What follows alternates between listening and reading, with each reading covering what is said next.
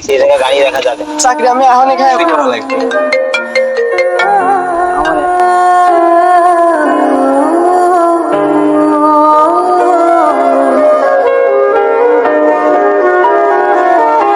ভাই এই জায়গায় পার্কিং করা যাবে না, এই জায়গায় পার্কিং করা যাবে না। কেন ভাই?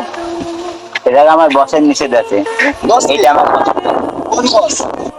গাড়ি পার্কিং করা যাবে না, এটা আমার বসের গাড়ি হলেও এই জায়গায় নিষেধ আছে বসের। তোর কোন বস? তুই আমার চিনিস? আমি তোর বসের ছোট ভাই, তুই এসে আমার ধরে দাস, তো চাকরিতে এখনই খাই এলাম। আমার চাকরি আপনি খেয়ে দেন আর যা করেন না কেন, আমার বসের অনুমতি আমি পালন করতেছি, এই জায়গায় গাড়ি রাখা যাবে না। চাকরি আমি এখনই খাই পেলাম। দাঁড়া বাইরে ফোন।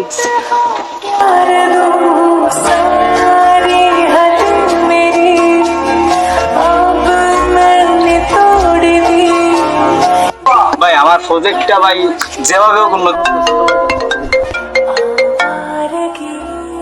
হ্যালো, হ্যালো ভাই, হ্যাঁ ভাইয়া ভালো আছো তুমি? আমিও ভালো আছি ভাইয়া। এই প্রজেক্টের সমস্যা হয়েছে, আমার এই জায়গায় গাড়ি পার্কিং করতে দিচ্ছে না ভাই। আপনার প্রজেক্টে আইছিলাম একটু ঘুরতে, তাও এই জায়গার দারোয়ান বলতেছে যে এই জায়গায় গাড়ি পার্কিং করা যাবে না। একই রকম দারোয়ান যে আমাকে চেনে না, আমি আপনার ছোট ভাই। আচ্ছা ভাই আমি দেখতেছি। ও চাকরি করলাম, আমি খেয়ে পেলাম। সে যে বাবাই হোক না কেন, নেক্সট টাইম এগুলো যেন আর ভাই কোনো চিন্তা করিস না, আমি এই যে একটা মিটিং এ আছি, মিটিংটা শেষ করে দেখতেছি। প্রজেক্টে আইসা আর দেখি না ভাই, মনে থাকে জানো। আচ্ছা তুই কোনো চিন্তা করিস না, ওর চাকরি আমি নোট করে দিব, তুই একমাত্র আমার ছোট ভাই। আচ্ছা চাকরি খেয়ে দিছেন, ঠিক আছে, আপনাদের এই চাকরি আমি আর করবো না। আমার কলিজার ছোট ভাইটা ফোন দিছে। যাই হোক মিটিং আজকে এই পর্যন্তই থাক, আর আপনার ইনভেস্টেডটা আমি দেখতেছি।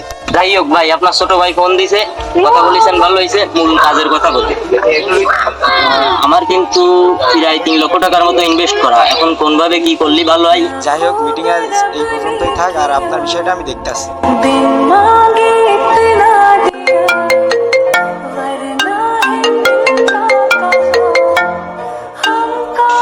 স্যার আসসালামু আলাইকুম।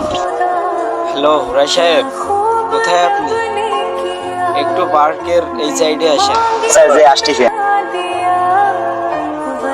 ওই যে ওই দিন মিটিং এর সময় আমার ছোট ভাই ফোন দিছিল না, আমার প্রজেক্টের দারোয়ানটা ওর সাথে নাকি খারাপ ব্যবহার করছে।